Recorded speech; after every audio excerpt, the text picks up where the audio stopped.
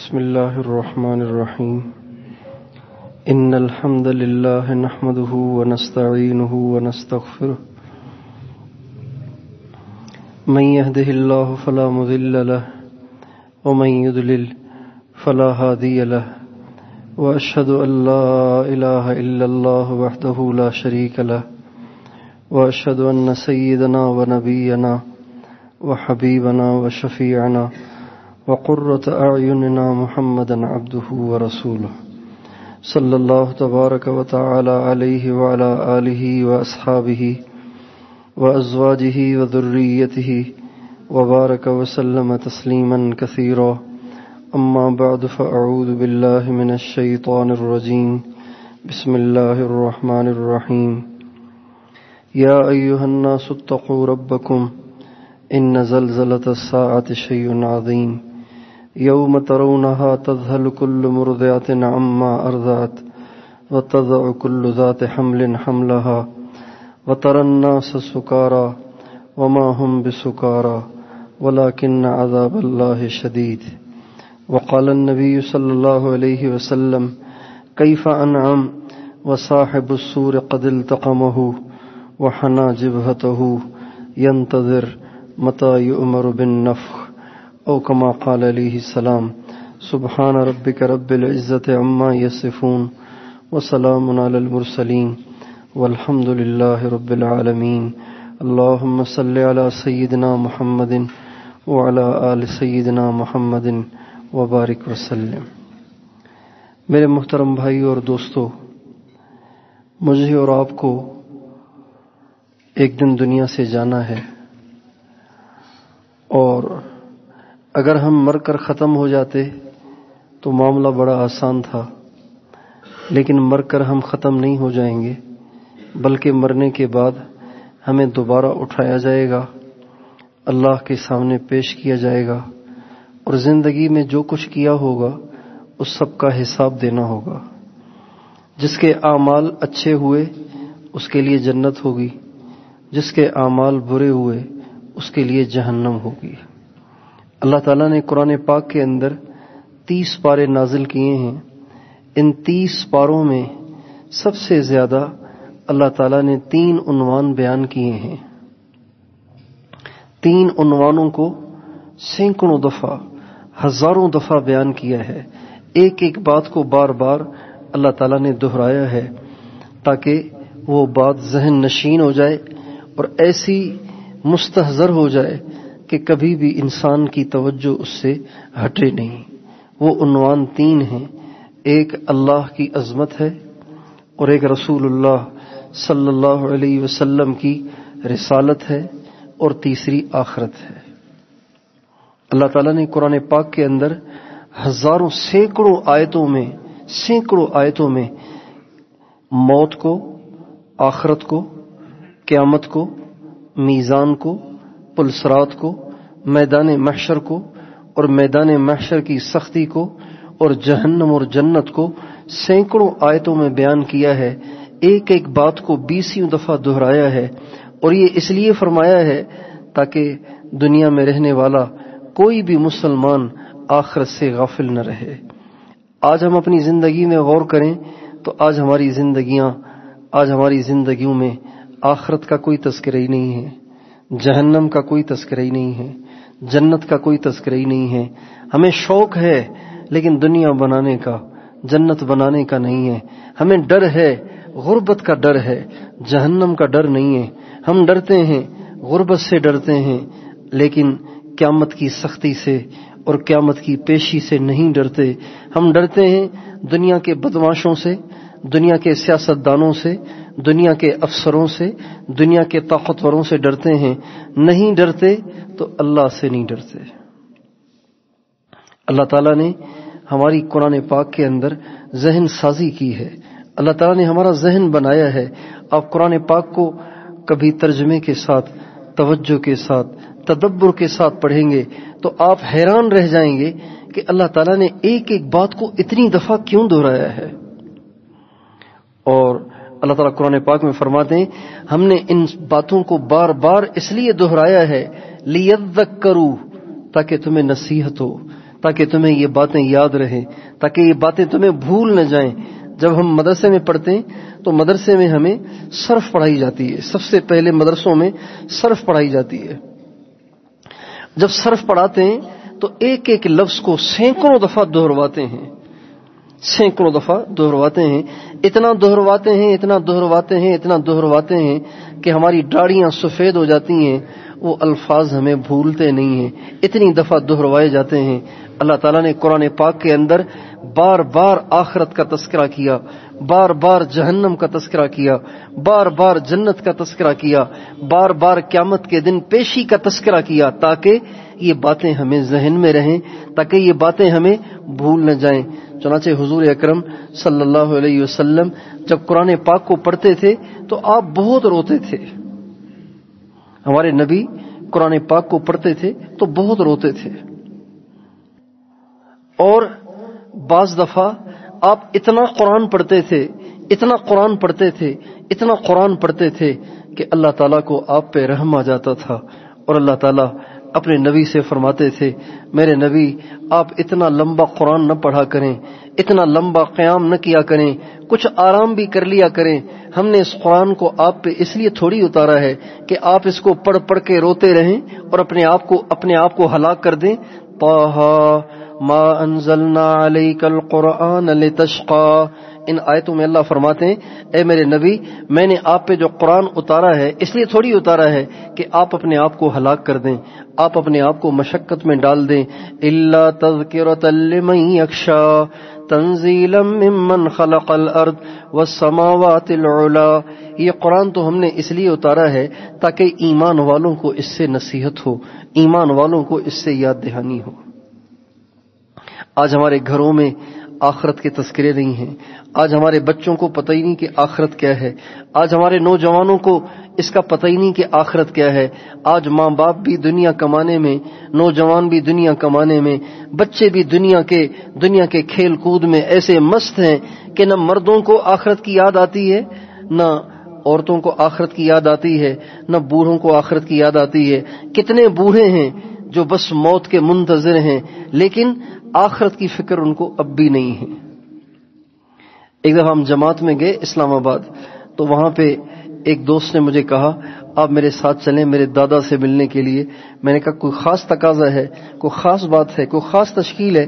کہنے لگے میرے دادا کی 90 سال عمر ہے، لیکن آج تک اس نے جمعہ تو کیا عید بھی نہیں پڑھی ہے۔ 90 سال عمر ہو گئی ہے۔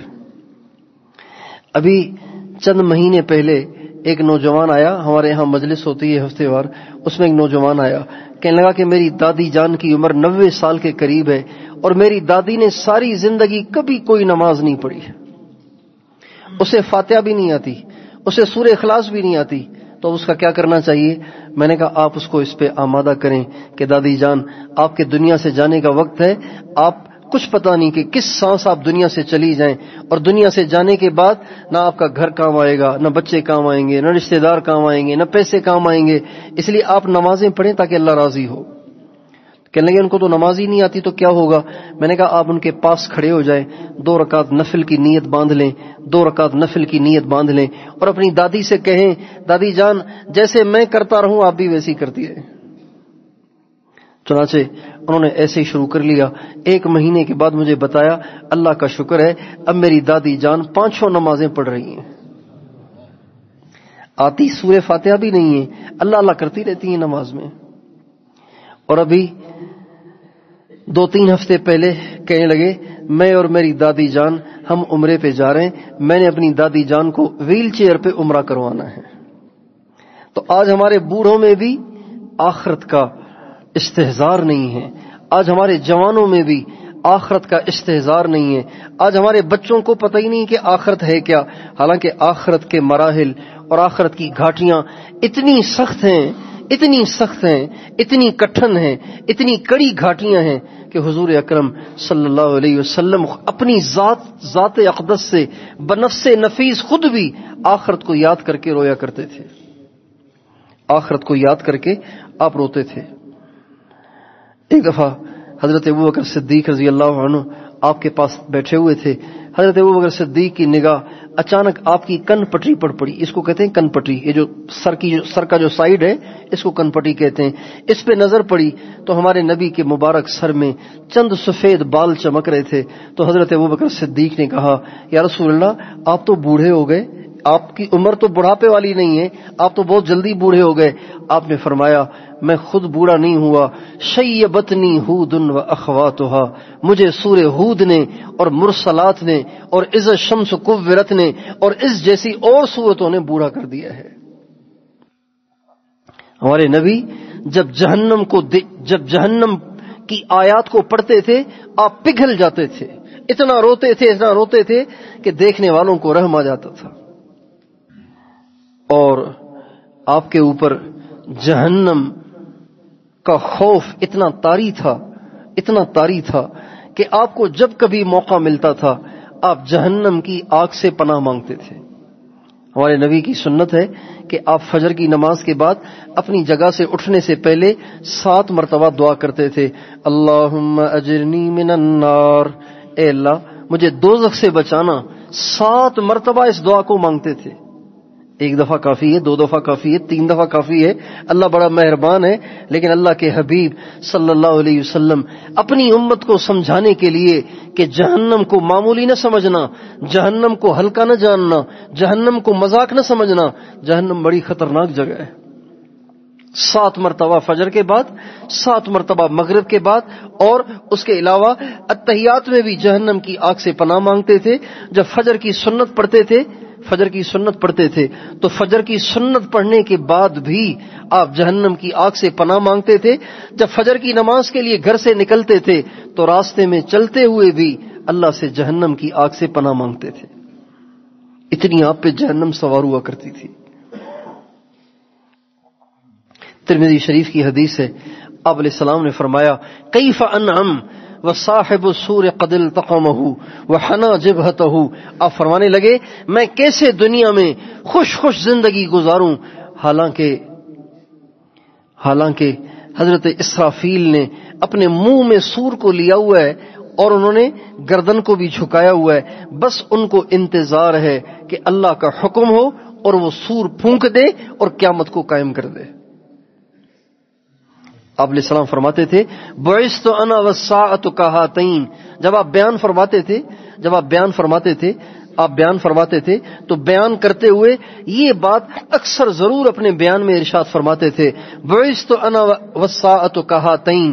آپ اپنی 2 انگلیوں سے اشارہ کرتے تھے, بیچ کی انگلی اور شہادت کی انگلی, اور ان دونوں انگلیوں سے اشارہ کرتے ہوئے آپ کی آنکھوں میں سرخی آ جاتی تھی, آپ کے چہرے پہ ایک خوف اور ایک رعب اور دبدبہ طاری ہو جاتا تھا, اور آپ فرماتے تھے بعثت انا والساعۃ کہاتین. لوگوں قیامت دور نہیں ہے, میں اور قیامت ایسے آئے ہیں, میں اور قیامت بالکل ایسے ہیں جیسے 2 انگلیاں آپس میں ساتھ ہیں. اتنا آپ کو قیامت کا استحضار تھا, اتنا آپ کو جہنم جنت اور اللہ کے سامنے پیشی کا استحضار تھا. حالانکہ قیامت کے دن سب سے زیادہ معزز حضرت محمد صلی اللہ علیہ وسلم ہوں گے. آپ سے زیادہ معزز قیامت کے دن کوئی نہیں ہوگا. آپ نے فرمایا لواء الحمد بیدی یوم القیامہ تحتہ آدم ومن سواہ من البشر. آپ علیہ السلام فرماتے ہیں قیامت کے دن اللہ کا جھنڈا میرے ہاتھ میں ہوگا, دنیا کے سارے انسان میرے جھنڈے کے نیچے کھڑے ہوں گے, میرے جھنڈے کے نیچے کھڑے ہوں گے, اور دنیا کے سارے انسان کھڑے ہوں گے. ہمارے نبی فرماتے ہیں میرے لیے تخت لایا جائے گا, میرے لیے تخت لایا جائے گا.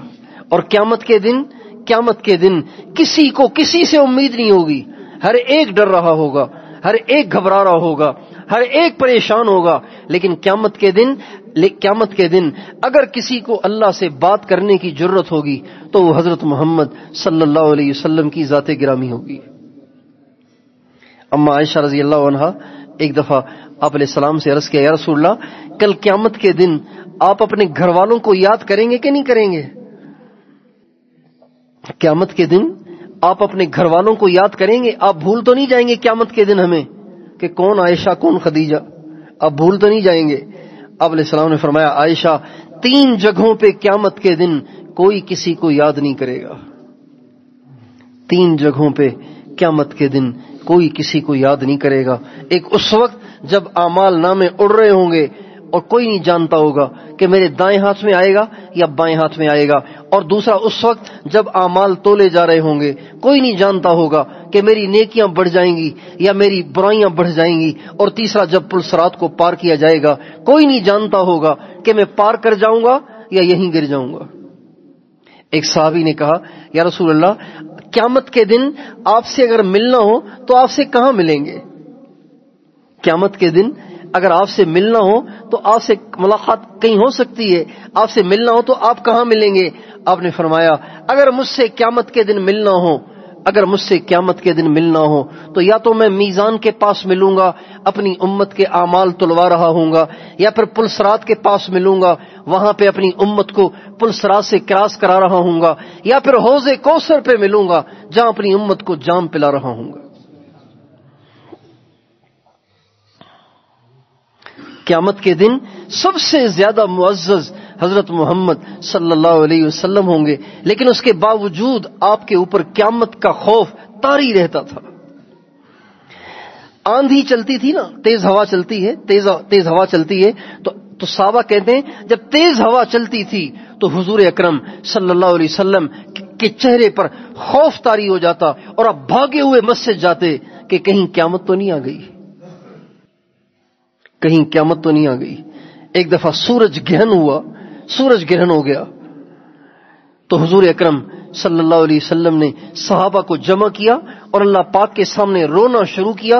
اتنا روئے کہ زار و قطار روئے اور آپ کے آنسو بہتے بہتے آپ کے سارے چہرے کو گیلا کر رہے تھے. اور آپ علیہ السلام اللہ تعالیٰ سے کہہ رہے تھے الم تعدنی، اے اللہ آپ نے مجھ سے وعدہ نہیں کیا کہ آپ میری امت کو میری موجودگی میں ہلاک نہیں کریں گے؟ میرے دوستو، آج ہم اپنی زندگیوں کو دیکھیں کہ ہمارے نبی اتنے قیامت سے ڈرنے والے، اتنا آخرت کو یاد کرنے والے، آج ہماری زندگیوں میں کوئی آخرت کا تذکرہ ہے، کوئی آخرت کی یاد ہے؟ ہمارا دکاندار جب دکان پہ بیٹھتا ہے اس کو قیامت کے دن اعمال تولے جانے کا خیال رہتا ہے؟ جب ہمارا سرکاری ملازم دفتر میں بیٹھتا ہے کیا اسے جہنم یاد رہتی ہے؟ کیا اسے جنت یاد رہتی ہے؟ جب ہمارا جج فیصلہ کرنے کے لیے کرسی پہ بیٹھتا ہے کیا اسے اللہ یاد رہتا ہے؟ جب ہمارا وکیل جھوٹے دلائل پیش کرنے لگتا ہے کیا اسے یاد رہتا ہے کہ مجھے اللہ کے سامنے حساب دینا ہے؟ کتنی آخرت ہم بھول گئے، کتنا ہم آخرت سے غافل ہو گئے. صدیق اکبر رضی اللہ تعالیٰ عنہ جن کے بارے میں سرکار دو عالم صلی اللہ علیہ وسلم نے فرمایا اما انت یا ابا بکر فاول من يدخل الجنت من امتی، اے ابو بکر میری امت میں سب سے پہلے جنت میں تو جائے گا. اتنے وہ اللہ پاک کے مقرب ہیں، لیکن آخرت کو یاد کر کے اتنا روتے تھے کہ بے حال ہو جاتے تھے. کبھی فرماتے یا لیتنی کنت شعرتن، اے کاش میں کسی مومن کے بدن کا بال ہوتا. یا لیتنی کنت شجرتن، کاش میں کوئی درخت ہوتا جو کاٹ دیا جاتا. ایک دفعہ ایک جانور کو چارہ کھاتے ہوئے دیکھا تو فرمانے لگے اے جانور تیرے کتنے مزے ہیں کہ تو چارہ کھاتا ہے اور پانی پیتا ہے، اور ایک دن آئے گا ذبح ہو جائے گا اور تجھ سے آخرت میں حساب نہیں ہوگا. ابو بکر کا تو حساب ہوگا. اے کاش کہ ابو بکر تیرے جیسا جانور ہوتا، ذبح ہو جاتا، اس سے حساب تو نہ ہوتا. اما عائشہ رضی اللہ تعالی عنہا ہمارے نبی کی سب سے زیادہ پیاری بیوی تھی. جب ان کے انتقال کا وقت آیا تو بہت رو رہی تھیں. حضرت عبداللہ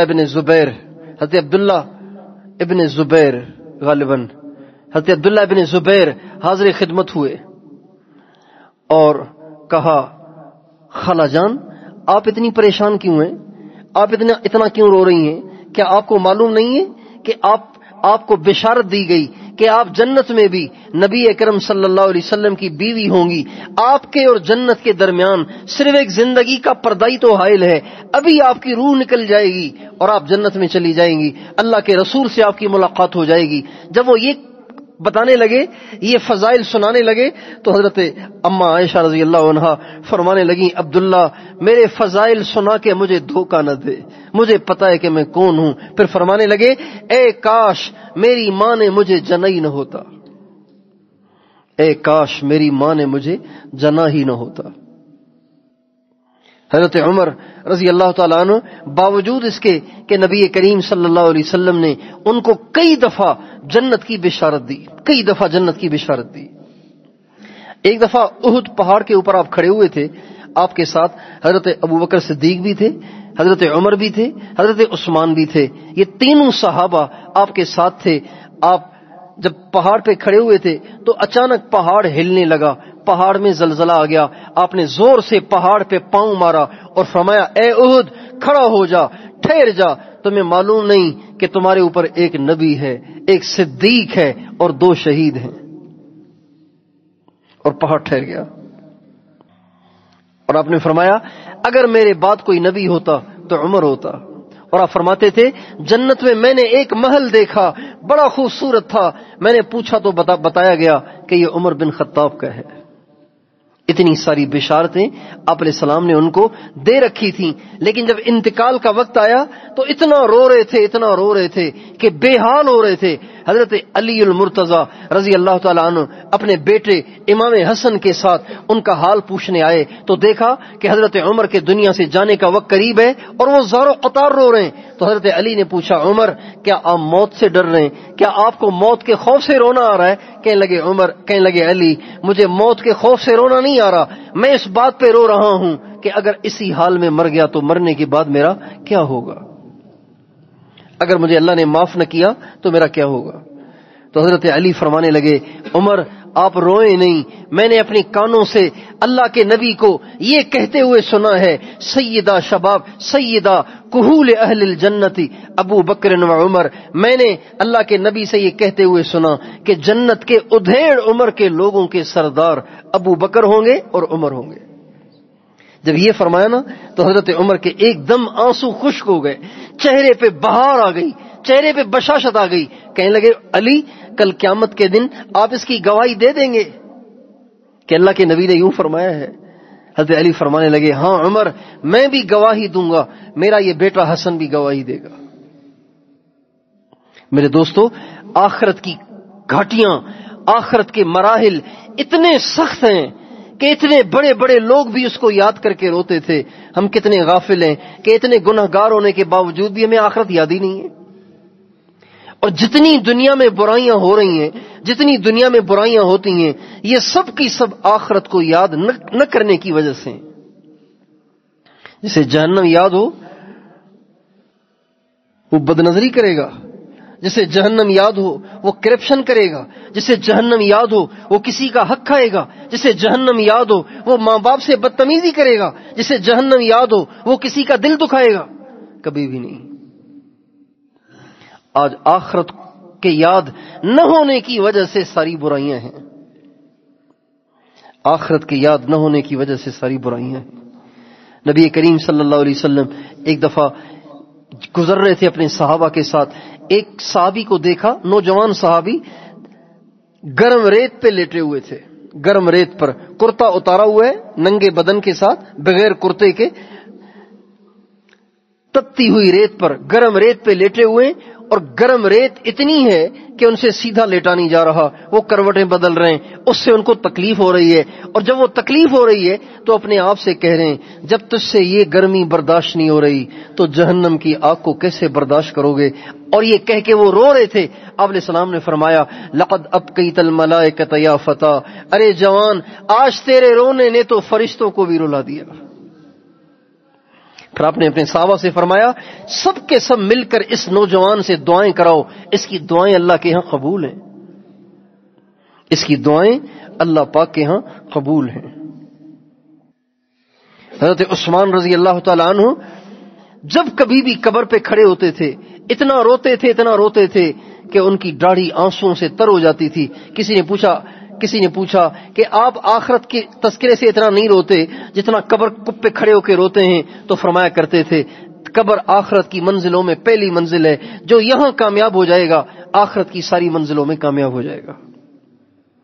حضرت علی کے تو اتنے فضائل ہیں، اتنے صحابہ میں سب سے زیادہ فضائل احادیث میں حضرت علی کے ہیں.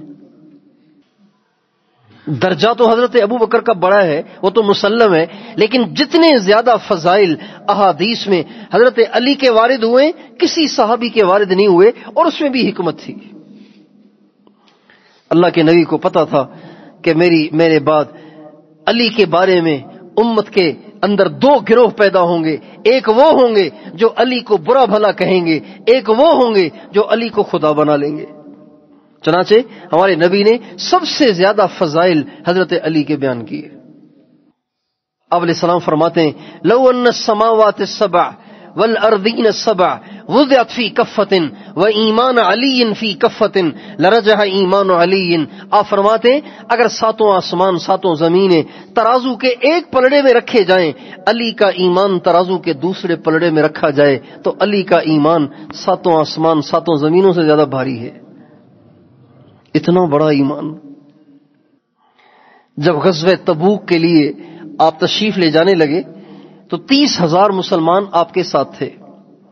اب پیچھے مدینے میں کوئی تھا نہیں، تو ہمارے نبی نے حضرت علی سے فرمایا علی میرے اہل بیت کی نگرانی اور حفاظت کے لیے تم مدینے میں ٹھہر جاؤ. کہنے لگے یا رسول اللہ آپ مجھے مدینے میں چھوڑ کے جا رہے ہیں، مدینے میں تو مومن تو کوئی ہے نہیں، سارے منافق ہیں، یا عورتیں ہیں یا منافق ہیں، تو آپ مجھے عورتوں کی طرح پیچھے چھوڑ کے جا رہے ہیں. آپ نے فرمایا علی پریشان نہ ہو، اما ترضا ان تکون منی بمنزلت ہارون من موسیٰ. علی کیا تو اس بات پہ راضی نہیں ہے کہ تو میرے لیے ایسے ہے جیسے حضرت موسیٰ کے لیے حضرت ہارون تھے. حضرت موسیٰ علیہ السلام گئے طور پر تو پیچھے چھوڑا حضرت ہارون کو. میں جا رہا ہوں تبوک کی طرف اور تجھے پیچھے چھوڑ کے جا رہا ہوں. اتنے بڑے بڑے فضائل. علی منی وانا من علی، علی مجھ سے ہے میں علی سے ہوں. جبریل علیہ السلام وہاں بیٹھے ہوئے تھے. جبریل علیہ السلام نے جب یہ سنا تو فرمانے لگے وانا منکما، اور میں تم دونوں سے ہوں. لیکن آخرت کو یاد کر کے ان کا یہ حال ہوتا تھا کہ ایسے روتے تھے، ایسے تڑپتے تھے. یتململ تململ السلیم ویبکی بکاء الحزین، ایسے روتے تھے جیسے غموں کا مارا ہوا روتا ہے، ایسے تڑپتے تھے جیسے سانپ کا ڈسا ہوا تڑپتا ہے، بچھو کا ڈسا ہوا تڑپتا ہے، ایسے روتے تھے آخرت کو یاد کر کے. اور کہتے تھے آہ آہ من قلت الزاد وبعد السفر ووحشت الطریق، افسوس افسوس، ہائے ہائے آخرت کا سفر بہت لمبا ہے، راستہ بڑا تاریک اور اندھیرے والا ہے، میرے پاس تو نیکیاں نہیں ہیں، کیا ہوگا. میرے دوستو آج ہمارے دل آخرت سے غافل ہیں. آج ہم بولتے ہوئے سوچتے نہیں ہیں کہ آخرت میں ان بولوں کا حساب دینا ہے، کام کرتے ہوئے سوچتے نہیں ہیں کہ آخرت میں ان کاموں کا حساب دینا ہے، قدم اٹھاتے ہوئے سوچتے نہیں ہیں کہ مجھے اس قدم کا آخرت میں حساب دینا ہے. اس لیے اس بات کی ضرورت ہے، ساری دنیا سے ساری برائیاں ختم ہونے کے لیے یہ بنیاد ہے کہ ہمارے دل دماغ پہ آخرت سوار ہو جائے. حضور اکرم صلی اللہ علیہ وسلم نے اپنے صحابہ کے دل دماغ پہ آخرت کو اتنا سوار کر لیا تھا کہ دنیا کی ہر برائی ان کے لیے چھوڑنا آسان ہو گئی تھی. جیسے آخرت یاد ہوگی وہ کبھی بھی برائی نہیں کرے گا، وہ کبھی بھی اللہ کو ناراض کرنے والا کام نہیں کرے گا. اب یہ آخرت کا استحضار اور آخرت کی یاد یہ حاصل کیسے ہوگی؟ اس کے لیے ایک کام تو یہ کہ ہمیں آخرت کے ہر جگہ تذکرے کرنے ہوں گے.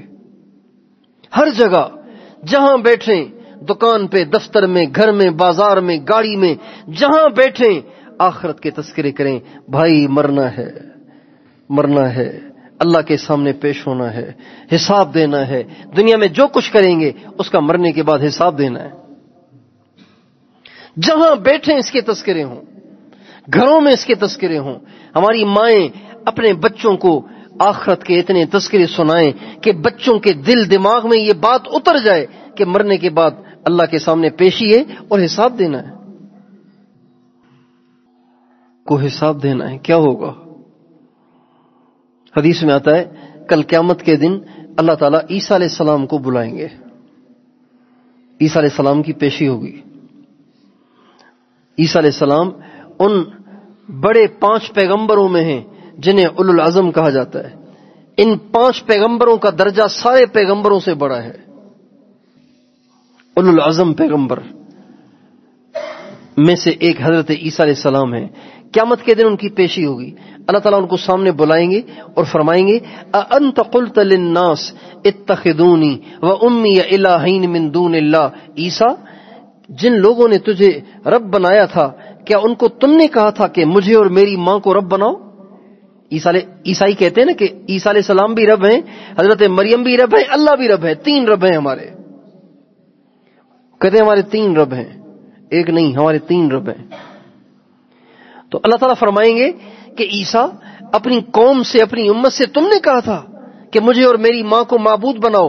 اب اللہ کو بھی پتا ہے کہ عیسیٰ علیہ السلام نے نہیں کہا، عیسیٰ علیہ السلام کو بھی پتا ہے کہ میں نے نہیں کہا، لیکن حدیث میں آتا ہے جب عیسیٰ علیہ السلام سے اللہ پاک یہ سوال کریں گے تو عیسیٰ علیہ السلام کے روئیں روئیں سے خون نکلنا شروع ہو جائے گا۔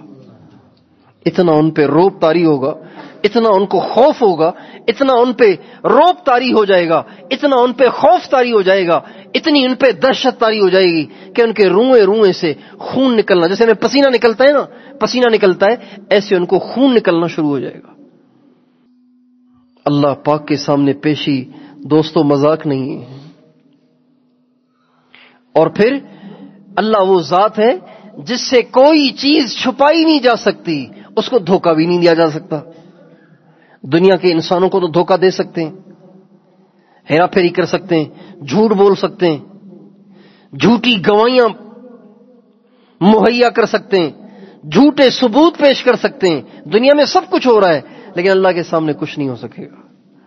اللہ تعالیٰ فرماتے ہیں یومئذ تعرضون لا تخفی منکم خافیہ، یاد کرو اس دن کو جس دن تمہیں اللہ کے سامنے پیش کیا جائے گا، تمہاری کوئی بھی چیز اللہ پاک سے چھپی ہوئی نہیں ہوگی۔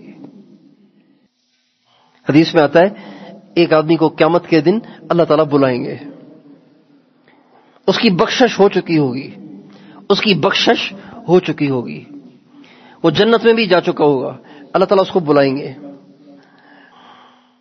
الگ سے بلائیں گے، تنہائی میں بلائیں گے، اور اس کو بلا کے فرمائیں گے میرے بندے تجھے یاد ہے تو فلاں دن گناہ کر رہا تھا، تجھے پتہ نہیں کہ اللہ دیکھ رہا تھا، تجھے یاد نہیں آیا کہ اللہ دیکھ رہا ہے، تجھے یاد ہے وہ وقت جب تو میری نافرمانی کر رہا تھا۔ جب اللہ پاک اس کو پچھلی برائی یاد دلائیں گے نا تو ایک دم وہ گھبرا جائے گا اور کہے گا اے اللہ آپ نے مجھے معاف نہیں کر دیا۔ آپ دوبارہ پچھلی باتیں نکال رہے ہیں، دوبارہ پچھلا ریکارڈ نکال رہے ہیں، تو آپ نے مجھے معاف نہیں کر دیا۔ تو اللہ تعالیٰ مسکرا دیں گے اور فرمائیں گے میرے بندے میں تو ویسے ہی مذاق کر رہا ہوں تم سے۔ ہمارے نبی نے ایک عجیب بات سنائی، ترمذی شریف کی حدیث ہے، آپ علیہ السلام فرماتے ہیں کل قیامت کے دن اللہ تعالیٰ ایک بندے کو بلائیں گے اور اس کے سامنے برائیاں گنوائیں گے، ساری نہیں، چھوٹی چھوٹی برائیاں، بڑے بڑے گناہ اللہ چھپا دیں گے، چھوٹے چھوٹے گناہ اللہ اس کو سنائیں گے، میرے بندے تو نے یہ گناہ بھی کیا، یہ بھی کیا، یہ بھی کیا، یہ بھی کیا، یہ بھی کیا ہے کہ نہیں کیا؟ وہ کہے گا نہیں اللہ میں نے نہیں کیا، یہ سب جھوٹ لکھا ہے، یہ سب فرشتوں نے فراڈ کیا ہے میرے ساتھ، میں نے ان میں سے کوئی گناہ نہیں کیا۔ ایک دم مکر جائے گا، اللہ کے سامنے مکر جائے گا، فرشتوں کو جھٹلا دے گا، یا اللہ میں نے بالکل نہیں کیے یہ گناہ۔ اللہ فرمائیں گے اچھا تم نے نہیں کیے، اللہ تعالیٰ فرمائیں گے ایسے کرو اس کے ہر گناہ کے عوض میں اس کو ایک نیکی دے دو، اس کے ہر گناہ کے عوض میں ایک نیکی دے دو۔ جب وہ بندہ دیکھے گا نا کہ یہاں تو گناہوں پہ سزا نہیں، گناہوں پہ نیکیاں مل رہی ہیں، تو وہ کہے گا یا اللہ یہ تو بہت تھوڑے، میں نے تو اور بھی بڑے بڑے کیے ہیں۔ جب ہمارے نبی نے یہ حدیث سنائی تو ہمارے نبی اتنے زور سے ہنسے کہ آپ کے دندان مبارک ظاہر ہو گئے۔ جب معاف کرنے پہ آئے گا تو ایسے معاف کرے گا، جب پکڑنے پہ آئے گا جب پکڑنے پہ آئے گا تو بڑے بڑے پرہیزگار بھی پکڑے جائیں گے، بڑے بڑے عمل والے بھی پکڑے جائیں گے، بڑے بڑے علم والے بھی پکڑے جائیں گے۔ ہمارے نبی کا ارشاد ہے قیامت کے دن سب سے پہلے جنہیں جہنم میں ڈالا جائے گا وہ عالم ہوگا، وہ جاہل نہیں ہوگا، وہ زانی نہیں ہوگا، وہ شرابی نہیں ہوگا۔ سب سے پہلے جہنم میں ڈالا جانے والا عالم ہوگا، اور دوسرا سخی ہوگا، اور تیسرا شہید ہوگا، مجاہد ہوگا۔ شہید ہو گیا ہے، اتنی بڑی قربانی دے دی ہے، لیکن سب سے پہلے جہنم میں اسے ڈالا جائے گا۔ اس لیے میرے دوستو، قیامت کا دن بڑا سخت دن ہے، بڑا کٹھن دن ہے، بڑا مشکل دن ہے۔ یوم التغابن، یوم التغابن، ہار جیت کا دن ہے۔ کوئی ہارے گا، کوئی جیتے گا، پتہ نہیں کیا ہوگا۔ ہم میں سے کوئی نہیں جانتا کہ ہم قیامت کے دن ہاریں گے یا قیامت کے دن جیتیں گے، ہم میں سے کوئی نہیں جانتا۔ بہت سے ایسے جن کو یقین ہوگا کہ ہم جیتیں گے وہ ہار جائیں گے، بہت سے ایسے جن کو یقین ہوگا کہ ہم ہار جائیں گے وہ جیتیں گے۔ اس لیے میرے دوستو، ہم جہاں بیٹھیں آخرت کے تذکرے کریں۔ ہمارے گھروں میں آخرت کے تذکرے نہیں رہے، ہم اپنے گھروں میں آخرت کے تذکرے کریں، جہنم جنت کے تذکرے کریں۔ کون کون اپنے گھروں میں تذکرے کرے گا آخرت کے؟ کوئی دن ایسا نہیں ہونا چاہیے جس میں ہمارے گھروں میں آخرت کا تذکرہ نہ ہو، جہنم جنت کی باتیں نہ ہوں، اللہ کے سامنے پیشی کی باتیں نہ ہوں، پل صراط کے تذکرے نہ ہوں۔ ابھی آپ اپنے بچوں سے پوچھیں گے نا پل صراط کیا ہے، آپ کو بچے نہیں بتائیں گے۔ آپ ان سے پوچھیں شاہ رخ خان کون ہے، وہ آپ کو بتا دیں گے۔ اداکاروں کے نام سنا دیں گے، اداکاروں کے نام سنا دیں گے، ایکٹروں ڈانسروں کے نام سنا دیں گے۔ پل صراط کیا ہے انہیں نہیں پتا، میزان کیا ہے انہیں نہیں پتا۔ وَنَضَعُ الْمَوَازِينَ الْقِسْطَ لِيَوْمِ الْقِيَامَةِ فَأَمَّا مَنْ أُوتِيَ كِتَابَهُ بِيَمِينِهِ فَسَوْفَ يُحَاسَبُ حِسَابًا يَسِيرًا وَيَنْقَلِبُ إِلَى أَهْلِهِ مَسْرُورًا وَأَمَّا مَنْ أُوتِيَ كِتَابَهُ بِشِمَالِهِ فَيَقُولُ يَا لَيْتَنِي لَمْ أُوتَ كِتَابِيَهْ وَلَمْ أَدْرِ مَا حِسَابِيَهْ يَا لَيْتَهَا كَانَتِ الْقَاضِيَةَ فَأَمَّا مَنْ ثَقُلَتْ موازينه فهو في عيشة راضية وأما من خفت موازينه فأمه هاوية وما أدراك ما هي نار حامية۔ یہ ساری آیتیں مجھے اور آپ کو جھنجھوڑ رہی ہیں کہ آخرت کو بھولو نہیں، میزان کو بھولو نہیں، اعمال کے تولے جانے کو بھولو نہیں۔ اس دن بڑی گھبراہٹ ہوگی، بڑا ڈر ہوگا، بڑا خوف ہوگا اگر ہم نے دنیا میں تیاری نہ کی تو دوستو، اپنے گھروں میں ہم آخرت کے اتنے تذکرے کریں کہ ہمارے بچے کی زبان پہ جہنم اور جنت ہو۔ آج کل لبرل پارٹی نے، لبرل لوگوں نے، لبرل ہمارے پروفیسروں نے، اور لبرل اور بے دین اور دین مخالف قسم کے لوگوں نے آج ہمارے نوجوانوں کے دماغوں میں یہ بٹھا دیا ہے، ارے کس نے جہنم دیکھی ہے، کس نے جنت دیکھی ہے، یہ مولوی خامخواہ تمہیں ڈراتے رہتے ہیں، اور دنیا مزے کی جگہ ہے، مزے کرو، جہاں ضرورت پوری کرنی ہو ضرورت پوری کرو، جہاں جو کھانا ہو کھاؤ، جہاں شہوت پوری کرنی ہو پوری کر لو۔ کون دنیا میں پوچھتا ہے؟ یہ عام طور سے یونیورسٹیوں میں ذہن بنایا جا رہا ہے، عام طور سے کالجز میں ذہن بنایا جا رہا ہے، عام طور سے یہ پڑھے لکھوں کا ذہن بنایا جا رہا ہے۔ ہمارے دل دماغ سے جہنم کو نکالا جا رہا ہے، جنت کو نکالا جا رہا ہے، آخرت کو نکالا جا رہا ہے، اللہ کی عظمت اور کبریائی کو نکالا جا رہا ہے۔ اس لیے اتنے اس کے تذکرے کریں کہ سارے شکوک و شبہات نکل جائیں، ختم ہو جائیں، سارے شک ختم ہو جائیں، شک یقین سے بدل جائے۔ اور دوسری چیز، قرآن پاک کو دھیان سے پڑھیں۔ ایک تو اس کے تذکرے عام کریں، اور دوسرا قرآن پاک کو دھیان سے پڑھیں۔ اللہ اکبر! آپ قرآن پاک پڑھیں گے یکسوئی کے ساتھ، دھیان کے ساتھ پڑھیں گے، آپ کانپ اٹھیں گے، آپ لرز جائیں گے، گھبرا جائیں گے، پریشان ہو جائیں گے۔ کیا ہوگا قیامت کے دن؟ کیا ہوگا؟ حدیث میں آتا ہے، حضرت عیسیٰ علیہ السلام قیامت کے دن اتنے پریشان ہوں گے کہ اپنی ماں مریم کو بھول جائیں گے. حضرت ابراہیم اتنے پریشان ہوں گے کہ اپنے بچے اسماعیل اور حضرت اسحاق علیہ السلام کو بھول جائیں گے. ایسا دہشتناک دن ہوگا. کیا بنے گا ہمارا یار؟ ہمارا کیا بنے گا؟ کبھی ہم سوچیں تو صحیح ہمارا کیا بنے گا؟ دنیا کے زلزلوں سے ڈرتے ہیں، آخرت کے زلزلے سے نہیں ڈرتے. دنیا کی آگ سے ڈرتے ہیں، جہنم کی آگ سے نہیں ڈرتے. دنیا کے طاقتوروں کے سامنے پیش ہونے سے گھبراتے ہیں، اللہ کے سامنے پیش ہونے سے نہیں گھبراتے. قرآن پاک کو دھیان سے پڑھیں. آپ قرآن پاک کو دھیان سے پڑھیں گے، آپ کے دل دماغ میں یہ بات اتر جائے گی کہ میں نے مرنا ہے اور اللہ کو حساب دینا ہے. اور پھر قیامت پھر بھولے گی نہیں ہمیں. اور تیسرا ذریعہ یہ ہے کہ جو لوگ آخرت کا یقین رکھتے ہیں، جن کی نظروں میں ساری دنیا مچھر کے پر کے برابر بھی نہیں ہے، ان کی صحبت کو اختیار کریں.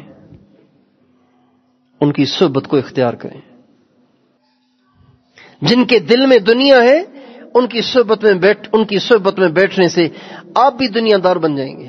جن کے دل دماغ میں آخرت چھائی ہوئی ہے، آپ ان کی صحبت میں بیٹھیں گے، آپ کو بھی آخرت کا یقین ہو جائے گا، آپ کو بھی آخرت کی فکر لگ جائے گی.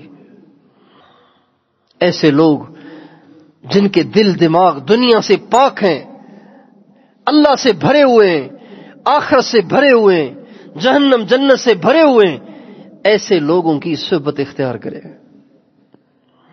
ایسے لوگ ڈھونڈیں کہ کون ہیں جنہیں آخرت یاد رہتی ہے، کون ہیں جنہیں اللہ یاد رہتا ہے، کون ہے جنہیں آخرت کا یقین ہے، جہنم جنت کا یقین ہے، کون ہے جنہیں موت یاد رہتی ہے، کون ہے جن کے دل میں دنیا کی رتی کے برابر بھی محبت نہیں ہے. ایسے لوگ ڈھونڈیں اور ان کی صحبت اختیار کریں، ان کے ساتھ بیٹھیں، ان کے ساتھ رہیں. ان کے دل میں جو یقین کا سورج چمک رہا ہے، اس کی شعائیں آپ پہ بھی پڑیں گی، آپ کا بھی دل جگمگا اٹھے گا، آپ کا بھی دل چمک جائے گا. تو کیا خیال ہے، ان تینوں کاموں کے لیے تیار ہیں انشاءاللہ؟ یہ یاد رکھیں، آخرت کے تذکرے جہاں بیٹھیں، آخرت کی باتیں، دنیا کی باتیں نہ کریں. اس کا پروموشن ہو گیا ہے، اس کو نوکری مل گئی ہے، اس کی شادی ہو گئی ہے، اس نے گھر بنا لیا ہے، اس نے ہوٹل بنا لیا ہے، اس کا بہت بڑا کاروبار ہو گیا ہے، اس کا بچہ UK میں کما رہا ہے، اس کا بچہ امریکہ کمانے گیا ہوا ہے، اس کا بچہ لندن پڑھنے گیا ہوا ہے. یہ باتیں چھوڑ دیں، اس کے تذکرے کریں. قیامت میں کیا ہوگا، قبر میں کیا ہوگا، حشر میں کیا ہوگا. کسی کا بچہ لندن پڑھنے چلا بھی گیا، آپ کا اس سے کیا فائدہ ہوگا؟ اور لندن پڑھنے چلا بھی گیا تو اس سے کیا ہوگا؟ کتنے لندن پڑے ہوئے دھکے کھا رہے ہیں یہاں پہ. مقدر سے زیادہ کسی کو نہیں ملتا، چاہے وہ لندن کا پڑا ہوا ہو، چاہے وہ انگوٹھا چھاپ ہو، مقدر سے زیادہ کسی کو نہیں ملتا. بڑے لندن پڑے ہوئے دھکے کھا رہے ہیں اور بڑے انگوٹھا چھاپ ارب پتی بنے ہوئے. مقدر اللہ کے ہاتھ میں ہے، کسی کے ہاتھ میں نہیں ہے. اس لیے آپ لوگ دنیا کمانے کے لیے باہر مت جایا کریں، دنیا کمانے کے لیے باہر نہ جایا کریں. جو لوگ دنیا کمانے کے لیے باہر گئے، انہیں دنیا تو مل گئی، لیکن وہ اپنے بچوں کے ایمان سے ہاتھ دھو بیٹھے. ابھی مجھے چند دن پہلے ہمارے ایک تعلق والے نے بتایا کہ ہمارا ایک دوست ہے، وہ گیا وہاں UK میں کاروبار کرنے کے لیے اپنے بچوں کو لے کر. ماشاءاللہ اتنی بڑی داڑھی تھی اس کے، اور ایسا تبلیغی آدمی، ایسا دائی آدمی. اچھا وہاں کاروبار چل گیا. پھر وہ پاکستان آیا، اپنے بچوں کو بھی یہاں سے لے کر چلا گیا. کچھ عرصہ گزارنے کے بعد کہنے لگے، جب میری اس سے ملاقات ہوئی تو داڑھی بالکل صاف. میں نے کہا یہ کیا ہوا؟ کہنے لگے دوبارہ رکھ لیں گے. کیا بات ہے؟ میں نے کہا ہائے، حضور کی سنت کو گٹر کے حوالے کرتے ہوئے آپ کو شرم نہ آئی؟ اور آپ کہہ رہے ہیں کہ دوبارہ رکھ لیں گے، اتنی بڑی جرت. اور اس کا اپنا تو یہ حال ہے، اور اس کے جو بچے ہیں اس کے بچے تو قابو سے بالکل باہر ہیں. وہاں تو بچوں کے سامنے باپ بول ہی نہیں سکتا. اگر ایک لڑکا کسی غیر محرم لڑکی کو لے کر گھر میں داخل ہوا ہے، اس کا باپ نہیں پوچھ سکتا کہ بیٹا یہ کون لائے ہو تم، یہ کون ہے تمہاری، یہ لڑکی کون ہے. اس کا باپ نہیں پوچھ سکتا. اگر اس نے پوچھا اور اس لڑکے نے پولیس کو فون کر دیا تو پولیس آئے گی، باپ کو اٹھا کے لے جائے گی، بیٹے کو کچھ نہیں کہے گی.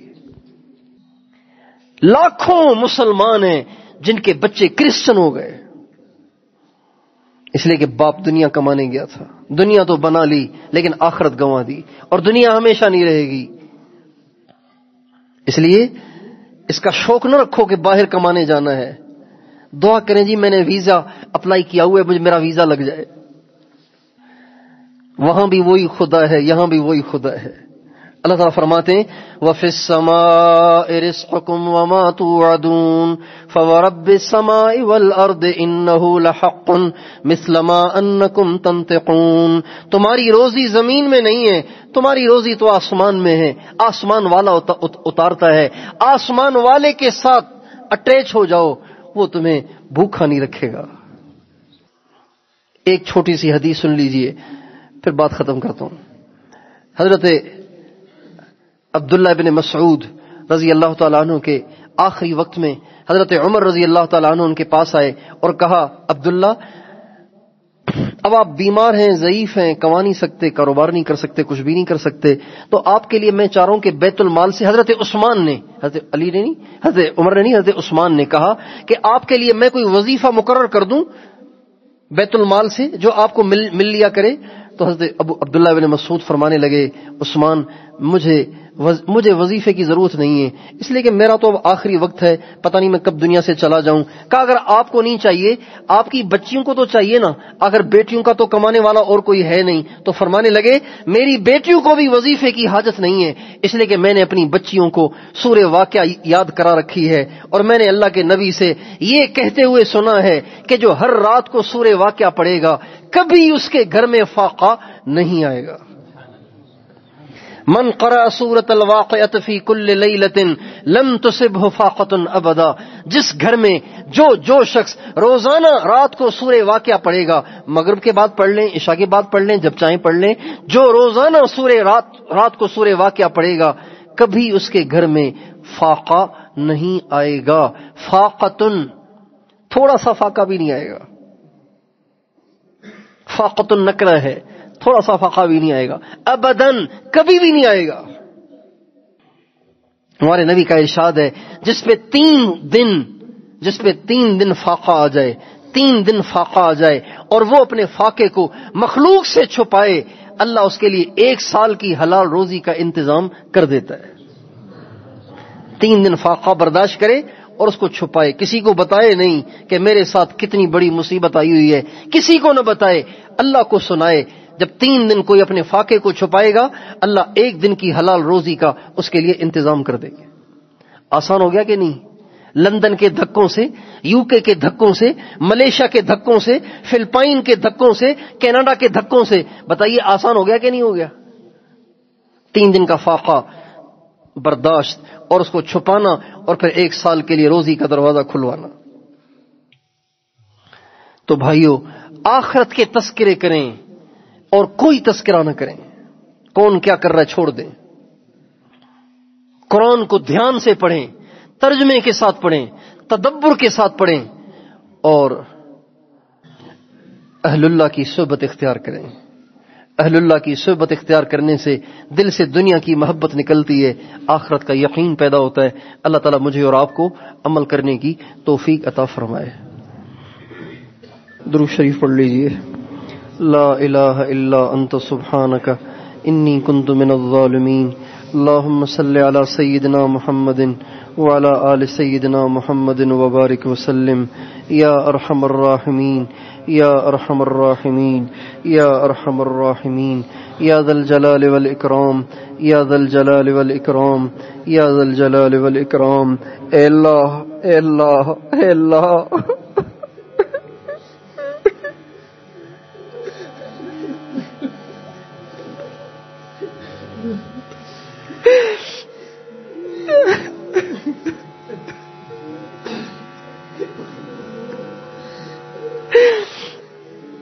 اے اللہ ہماری ساری زندگی گناہوں میں برباد ہو گئی، ہم آخرت کے لیے کچھ نہ کر سکے، اے اللہ ہم تجھے راضی نہ کر سکے، اے اللہ ہم تیرا حق ادا نہ کر سکے، اے اللہ تیری عبادت نہ کر سکے، اے اللہ تجھے راضی نہ کر سکے، ہماری راتیں بھی غفلت میں گزر گئیں، ہمارے دن بھی غفلت میں گزر گئے، اے اللہ اب گزرے ہوئے دن واپس بھی تو نہیں آ سکتے، اے اللہ گزرے ہوئے لمحے واپس بھی تو نہیں آ سکتے، اے مالک الملک، اے بادشاہوں کے بادشاہ، اے بادشاہوں کے بادشاہ، ہمارا موت کے وقت کیا بنے گا؟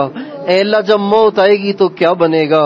اے اللہ جب اسرائیل روح لینے آئیں گے کیا بنے گا؟ اے اللہ جب قبر میں رکھا جائے گا تو کیا بنے گا؟ اے اللہ جب قبر میں رکھا جائے گا تو کیا بنے گا؟ اے اللہ ہمارے پاس کچھ نہیں ہے، ہمارا دامن خالی ہے، اے اللہ ہماری جھولی خالی ہے، ہمارے پاس کوئی نیکی نہیں ہے، اے اللہ ہمارے پاس لولی لنگڑی نمازیں ہیں، اے اللہ وہ بھی تجھے دکھانے کے لائق نہیں ہیں، اے اللہ لولی لنگڑی تسبیحاں ہیں وہ بھی تجھے دکھانے کے لائق نہیں ہیں، اے اللہ ہم قبر میں آنے کے لائق نہیں ہیں، اے اللہ ہم تیرے سامنے پیش نہیں ہو سکتے، اے اللہ ہم تیرا سامنا نہیں کر سکتے، اے اللہ ہم تجھے اپنا منہ نہیں دکھا سکتے، اے مالک الملک، اے بادشاہوں کے بادشاہ، ہمارے پچھلے گناہوں کو معاف کر دے، ہماری خطاؤں کو معاف کر دے، ہمارے گناہوں کو معاف کر دے، ہماری خطاؤں کو معاف کر دے، ہمارے گناہوں کو معاف کر دے، جب تک تو ہم سے راضی نہ ہو جائے ہمیں موت نہ دے، اے اللہ ہمیں موت نہ دے، اے اللہ مرنے سے پہلے پہلے راضی ہو جا، اے اللہ مرنے سے پہلے پہلے راضی ہو جا، اے اللہ مرنے سے پہلے پہلے راضی ہو جا، اے اللہ جب ہم دنیا سے جائیں تو ہم تجھے دیکھ کے خوش ہو رہے ہوں، تو ہمیں دیکھ کے خوش ہو رہا ہو، اے اللہ جب ہم دنیا سے جائیں تیرے نبی سے ملیں تو ہم بھی خوش ہو رہے ہوں، تیرے نبی بھی خوش ہو رہے ہوں، اے مالک الملک ہمیں آخرت کی رسوائی سے بچا، آخرت کی شرمندگی سے بچا، آخرت کی حسرت سے بچا، آخرت کے افسوس سے بچا، ہمارے پلے کچھ نہیں ہے، اے اللہ ہماری جھولی میں کچھ نہیں ہے، ہمارے پاس کوئی نیکی تجھے دکھانے کے لائق نہیں ہے، اے اللہ ہماری تقریریں بھی جھوٹی، ہماری دعائیں بھی جھوٹی، ہماری نمازیں بھی جھوٹی، اے اللہ ہماری دعائیں بھی جھوٹی، ہمارے پاس کچھ بھی تجھے دکھانے کے لائق نہیں ہے، اے مالک الملک تو کرم کا معاملہ فرما، فضل کا معاملہ فرما، فضل کا معاملہ فرما، کرم کا معاملہ فرما، فضل کا معاملہ فرما، کرم کا معاملہ فرما، اللہ ہم تجھ سے عدل نہیں مانگ رہے، ہم تجھ سے فضل مانگ رہے ہیں، اے اللہ اگر تو نے عدل کیا تو ہم سارے ہی مارے جائیں گے، ہمارے متقی بھی مارے جائیں گے، ہمارے پرہیزگار بھی مارے جائیں گے، لیکن اے اللہ اگر تو نے فضل کیا، اگر تو نے فضل کیا تو ہم جیسے گناہگار بھی پار لگ جائیں گے، اے اللہ ہم جیسے گناہگار بھی پار لگ جائیں گے، ہم جیسے گناہگار بھی پاس ہو جائیں گے، اے اللہ ہم اے اللہ ہم تجھ سے وہ فضل مانگ رہے ہیں جو بنی اسرائیل کی فاحشہ پہ ہوا تھا، اے اللہ بنی اسرائیل کی فاحشہ جس نے ساری زندگی اپنی عزت کو بیچا، ساری زندگی زنا کی زندگی گزاری، اے اللہ اس نے کتے کو پانی پلایا، تیرا فضل متوجہ ہو گیا اور تو نے اسے معاف کر دیا، اے مالک الملک جو فضل تیرا اس فاحشہ پہ ہوا، اے اللہ وہ فضل ہم پہ بھی فرما دے، اللہ وہ فضل ہم پہ بھی فرما دے، ہماری بھی کوئی نیکی قبول کر لے، ہمارا بھی کوئی آنسو قبول کر لے، ہمارا بھی کوئی سجدہ قبول کر لے، ہمارا بھی کسی بلی کسی کتے کو پانی پلانا قبول کر لے، ہمارا بھی بیڑا پار لگا دے، اللہ ہماری بھی کشتی پار لگا دے، ہمیں بھی جہنم سے بچا، اے اللہ موت کی سختی سے بچا، قبر کے عذاب سے بچا، قبر کے جہنم کا گڑھا بننے سے بچا، اے اللہ قبر کے اندھیرے سے بچا، اے اللہ قبر کے تنگ ہو جانے سے بچا، اے اللہ یہاں بجلی چلی جائے، اے اللہ یہاں بجلی چلی جائے ہم سولر چلاتے ہیں، یہاں بجلی چلی جائے ہم یو پی ایس چلاتے ہیں، یہاں بجلی چلی جائے ہم جنریٹر کا انتظام کرتے ہیں، اے اللہ قبر کے اندھیرے کا ہمارے پاس کوئی انتظام نہیں ہے، ہم تیری رحمت کے منتظر ہیں، تیری رحمت کے امیدوار ہیں، اے اللہ اے اللہ ہم تیرے محبوب کے امتی ہیں، قبر میں آسانیاں فرما، قیامت میں آسانیاں فرما، موت پہ آسانیاں فرما۔ اے اللہ جب قیامت کے دن تیرے سامنے پیشی ہو تو ہم سے پوچھ گچھ نہ کرنا، اللہ ہم سے حساب نہ کرنا، ہمارے گناہوں کے ہم سے سوال نہ کرنا۔ ہمارے پاس کوئی عذر نہیں ہے اللہ، ہمارے پاس کوئی عذر نہیں ہے، ہمارے پاس کوئی عذر نہیں ہے۔ یہ ساری ہماری بدماشیاں ہیں اللہ، یہ ساری ہماری بدماشیاں ہیں، ہمارے پاس گناہوں کا کوئی عذر نہیں ہے۔ اے اللہ ہمارے پاس گناہوں کا کوئی عذر نہیں ہے۔ اے اللہ ہم سے پوچھنا نہیں کہ تو نے یہ گناہ کیوں کیے، اپنے کرم سے پردہ ڈال دینا۔ اے اللہ جیسے تو نے دنیا میں ستاری فرمائی آخرت میں بھی ستاری فرمانا، جیسے تو نے دنیا میں کرم فرمایا آخرت میں بھی کرم فرمانا، جیسے تو نے دنیا میں ہمارا پردہ رکھا ہے آخرت میں بھی پردہ رکھنا۔ دنیا کی رسوائی سے بھی بچا، آخرت کی رسوائی سے بھی بچا۔ اللہ ہماری نگاہوں کو پاک فرما، ہماری زبانوں کو پاک فرما، ہمارے کانوں کو پاک فرما، ہماری شرمگاہوں کو پاک فرما۔ ہماری نوجوان نسل آج انٹرنیٹ کے ہاتھوں ذبح ہو گئی، اے اللہ ان کی نگاہیں ناپاک ہو گئیں، ان کی شرمگاہیں ناپاک ہو گئیں۔ اے مالک الملک ہماری نوجوان نسل ہمیں واپس کر دے، ہمیں واپس کر دے، ہمیں واپس کر دے، ہمیں واپس کر دے۔ اے اللہ یہ ننگی فلمیں بنانے والے، اے اللہ یہ ننگی تصویریں پھیلانے والے، انہوں نے ہماری نوجوان نسل ہم سے چھین لی ہے، ہمارے بچے چھین لیے، ہماری بچیاں چھین لیں۔ اللہ ہماری بچیاں ہمیں واپس کر دے، ہمارے بچے ہمیں واپس کر دے، ان کو دوبارہ سے برقعے پہنا دے، ان کو دوبارہ سے برقعے پہنا دے، ان کے چہروں پہ داڑیاں لے آ، ہمارے نوجوانوں کے چہروں پہ داڑیاں لے آ، ان کے سروں پہ ٹوپیاں پگڑیاں لے آ۔ اے اللہ ان کو اپنے نبی کا سچا عاشق بنا دے۔ اے اللہ ہماری ماؤں، ہماری بچیوں، ہماری بیٹیوں، ہماری بہنوں کو اماں فاطمہ، اماں خدیجہ، اماں عائشہ کے نقش قدم پہ چلنے کا شوق دے دے اللہ، چلنے کا شوق دے دے۔ بے دینی کو ختم کر دے، بے دینی کو ختم کر دے۔ یہ بے دینی کی آگ ہم سے نہیں بجھ رہی، اے اللہ ہم سے نہیں بجھ رہی۔ ہمارے پاس تو چلو کا پانی ہے اللہ، ہم سے نہیں بجھ رہی، ہمارا اپنا اندر بگڑا ہوا ہے، ہم کسی کی آگ کو کیا بجھائیں۔ اے مالک الملک تو اپنی قدرت سے ایسی کوئی رحمت کی بارش برسا کہ ساری بے دینی کی آگ بجھ جائے، اسلام کا بول بالا ہو جائے، کفر کا منہ کالا ہو جائے، مسجدوں کو آباد کر دے، بے نمازیوں کو نمازی بنا دے، بیماروں کو صحت دے دے، بے روزگاروں کو حلال روزگار دے دے، بے رشتوں کے اچھے رشتے کرا دے، ہمارے بچے بچیاں جن کے رشتے نہیں ہو رہے ان کے خیر والے رشتے کرا دے، بے اولادوں کو نیک صالح اولاد دے دے، جن کی اولادیں بگڑ گئیں ان کو نیک صالح بنا، ہمارے بچوں کو قرآن پاک کا پکا حافظ بنا، عالم ربانی بنا، متقیوں کا امام بنا، دین کا دائی بنا، کروڑوں کی ہدایت کا ذریعہ بنا۔ اے اللہ قیامت تک کی نسلوں کی ہمارے ایمان کی حفاظت فرما۔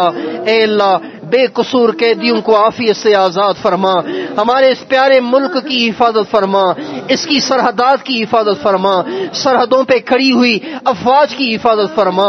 اے اللہ شر پسندوں کو ہدایت عطا فرما، شر پسندوں کو ہدایت عطا فرما، بے ہدایتوں کو دفع اور دور فرما، اس ملک کو امن کا گہوارہ بنا، اس کی خانہ جنگی کو ختم فرما، اس کی خانہ جنگی کو ختم فرما، بھائی چارہ پیدا فرما، اے اللہ ہمیں ایک امت بن کے رہنے کی توفیق عطا فرما، ایک امت بن کے رہنے کی توفیق عطا فرما، ہمارے حکمرانوں کو وقت کے مناسب اچھے فیصلے کرنے کی توفیق عطا فرما، اچھے فیصلے کرنے کی توفیق عطا فرما، ظلم و ستم کو ختم فرما، ظلم و ستم کو ختم فرما، عدل و انصاف کو عام فرما، ہماری عدالتوں میں اے اللہ عدل قائم فرما، ہماری کچہریوں میں عدل قائم فرما، ہمارے ججوں کو عادل بنا دے، اے اللہ ہمارے وکیلوں کو مظلوموں کا ساتھی بنا دے، ہمارے حکمرانوں کو رعیت پہ مہربان کر دے، اے اللہ ظالموں کو ظلم سے روک دے، مظلوم کو ظالم سے حق دلا دے، اے اللہ اے اللہ جو خیر مانگی وہ بھی عطا فرما، جو ہمارے آقا نے آپ سے مانگی ان میں سے بھی وافر حصہ عطا فرما، جن شرور سے ہمارے آقا نے پناہ مانگی ہمیں بھی پناہ عطا فرما۔ اے اللہ اس پورے علاقے کی حفاظت فرما، اس پورے علاقے کی حفاظت فرما، اس پورے علاقے کی حفاظت فرما۔ اے اللہ یہاں کوئی بے دینی کا کام ہونے نہ دے، اے اللہ کوئی بے دینی کا کام ہونے نہ دے۔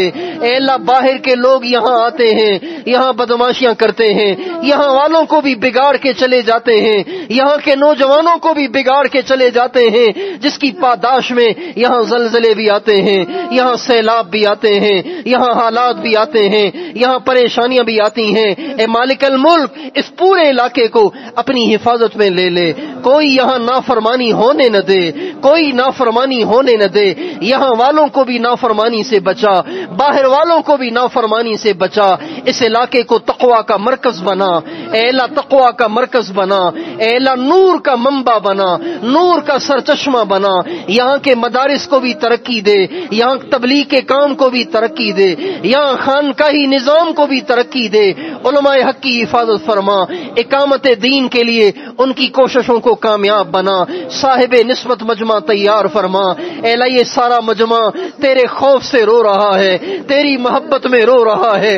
اے مالک الملک اگر یہ اتنے سارے کسی دنیا دار کے سامنے روئیں تو وہ بھی اے اللہ رحم دل ہو جائے، اے اللہ وہ بھی نرم پڑ جائے۔